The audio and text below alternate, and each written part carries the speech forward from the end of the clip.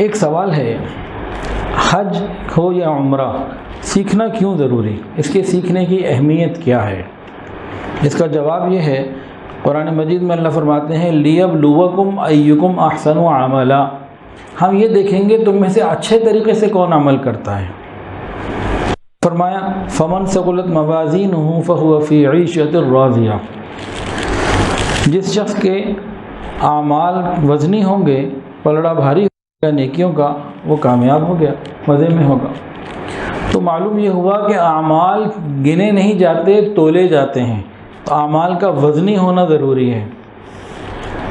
عمرہ یا حج کتنے کیے کوئی بات نہیں، کتنے کے کیے کوئی بات نہیں، 10 لاکھ کا کیا کہ 20 لاکھ کا، اس کی حیثیت نہیں۔ وزن کہاں سے دیکھا جائے گا؟ نہ تعداد سے نہ پیسوں سے۔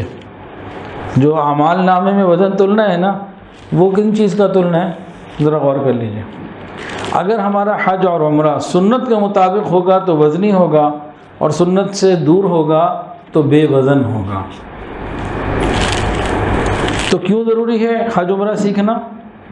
تاکہ قیامت کے دن ہمارا یہ حج عمرہ جب میزان میں رکھا جائے تو خوب وزنی ہو، ایک بات۔ دوسرا سوال، حج یا عمرے پہ جانے سے پہلے اس کو سیکھ کر جانے کا کیا فائدہ؟ تو بھائی اس میں 3 باتیں سن لیجئے۔ رسول اللہ صلی اللہ علیہ وسلم نے ارشاد فرمایا کہ جو شخص علم دین حاصل کرنے کے لیے نکلتا ہے تو فرشتے اس کے اوپر سایہ کرتے ہیں، اس کی روزی میں برکت ہوتی ہے۔ ایک بات، نبی علیہ السلام کے زمانے میں 2 بھائی تھے، ایک مال کماتا تھا، ایک نبی علیہ السلام کے ساتھ علم دین حاصل کرتا تھا۔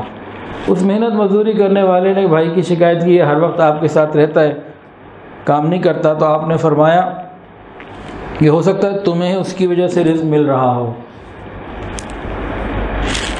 تیسری بات، نبی علیہ السلام نے فرمایا اللہ رب العزت جس کے ساتھ بھلائی کا ارادہ فرماتے ہیں، خیر کا ارادہ فرماتے ہیں، اسے دین کی صحیح سمجھ عطا فرما دیتے ہیں۔ گویا جس کا حج عمرہ بھلائی کے ساتھ ہوگا، یقیناً وہ سمجھ کے ساتھ ہوگا، دین کی سیکھنے کے ساتھ ہوگا۔ اچھا جی، کچھ لوگ کہتے ہیں ٹھیک ہے سیکھ لیتے ہیں لیکن عمل تو ہم سے ہو نہیں سکتا، عمل نہ ہوا تو سیکھنے کا کیا فائدہ؟ ہوتا ہے نا جی سوال، عمل نہیں کرنا یا عمل نہ ہونا تو سیکھنے کا کیا فائدہ؟ جناب سیکھنے کا پھر بھی فائدہ ہے۔ نمبر 1 فائدہ، حج عمرے کی فضیلت اور اس سے متعلق ہمارے پاس صحیح علم آ جائے گا۔ اس صحیح علم کے آنے کے بعد ہم گمراہی اور جہالت سے بچ جائیں گے، یہ تھوڑا فائدہ ہے۔ دوسرا فائدہ، کبھی نہ کبھی انشاءاللہ تعالی عمل کی توفیق ہو ہی جائے گی۔ تیسرا فائدہ، بھئی خود عمل نہیں کیا، سیکھا ہوا کسی کو سکھا دیا تو اس کا فائدہ ہو جائے گا، تو نقصان تو کوئی ہے ہی نہیں۔ اچھا جی، اگر یہ خیال آئے کہ بھئی سیکھنے کے بعد عمل کر لیا تو اس کا کیا فائدہ؟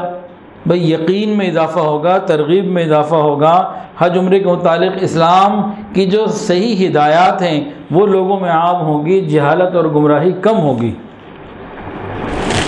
حج عمرہ یا دین کے کوئی بھی مسائل سیکھنے کے بعد لوگوں کو سکھانا، اس کا کیا فائدہ ہے؟ اس کے بھی بڑے فائدے ہیں۔ رسول اللہ صلی اللہ علیہ وسلم کے سامنے 2 آدمیوں کا ذکر کیا گیا، ایک عالم تھا اور ایک عابد۔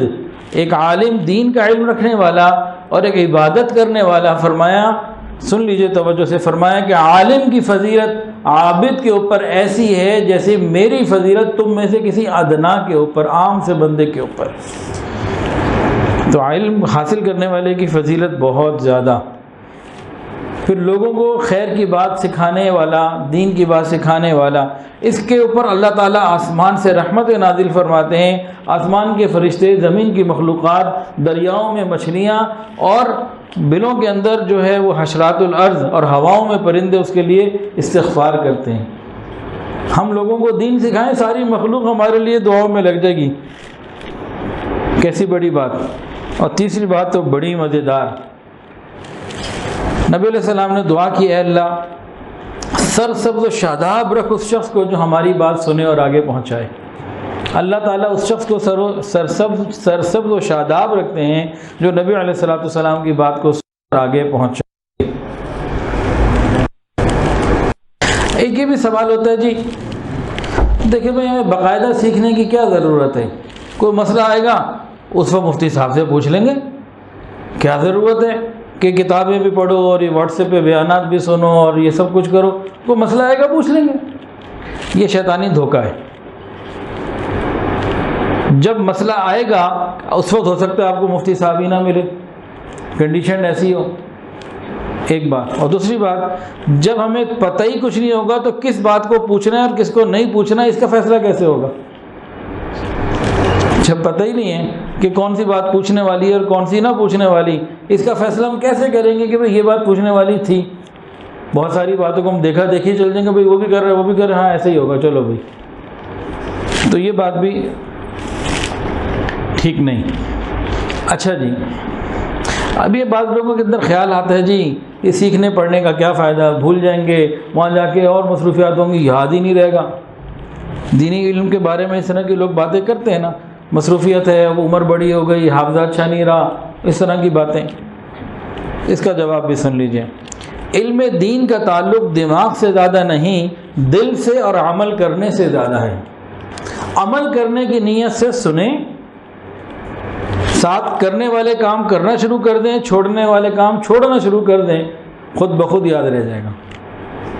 جو زندگی میں ہمارے عمل آ جائے، جو عمل ہماری زندگی میں آ جائے، پریکٹس میں آ جائے، وہ تھوڑی بھولتا ہے، وہ یاد ہی رہتا ہے. انسان وہ بھولتا ہے جو کرتا نہیں.